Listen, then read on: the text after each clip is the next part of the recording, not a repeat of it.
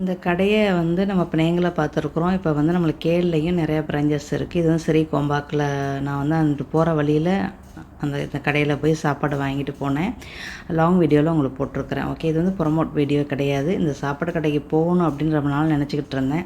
சரி அதனால் நான் இந்த கடைக்கு நான் அன்றைக்கி வந்தேன். அவ்வளோதான். நான் வந்து ஒரு யூடியூப்பருங்கிற முறையில் நான் எப்போவுமே வந்து எந்த கடையிலையுமே இப்போ வீடியோ எடுக்கிறது கிடையாது.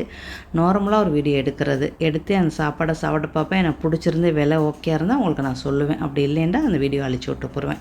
அவ்வளோதான். அந்த வரிசையில் இந்த கடையில் வந்து சாப்பாடு நல்லாவே இருந்துச்சு. விலையும் நார்மலான விலை தான்.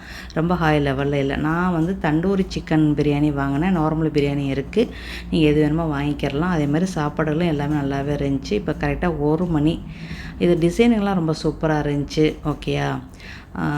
கொஞ்சம் வித்தியாசமாக இருந்துச்சு. அந்த டிசைனிங்கெல்லாம் நல்லா வித்தியாசமாக இருந்துச்சு எல்லாமே. சாப்பாடும் ரொம்ப நல்லாவே இருந்துச்சு.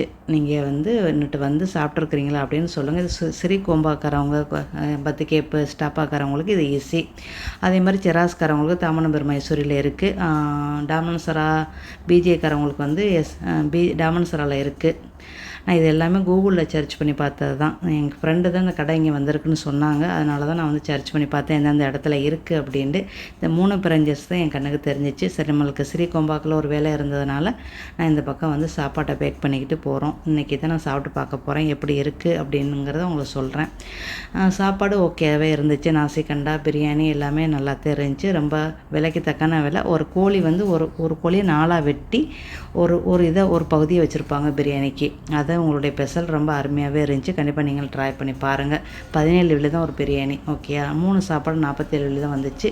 இங்கே வந்து டோய்லெட்லாம் தனியாலாம் வைக்க மாட்டாங்க. இந்தியா மாதிரிலாம் எல்லா கடையிலையுமே நல்லா நீட்டாக இருக்கும். கடை உள்ளுக்கே தான் எல்லாமே இருக்கும். ஏன்னா க்ளீனிங் பண்ணுறதுக்கு ஒரு ஆளை வச்சுருவாங்க. அவங்க க்ளீன் பண்ணுவாங்க. ஓகேயா. அடுத்த பதிவில் சந்திக்கலாமா. வாழ்க வளமுடன். அஸ்ஸலாமு அலைக்கும்.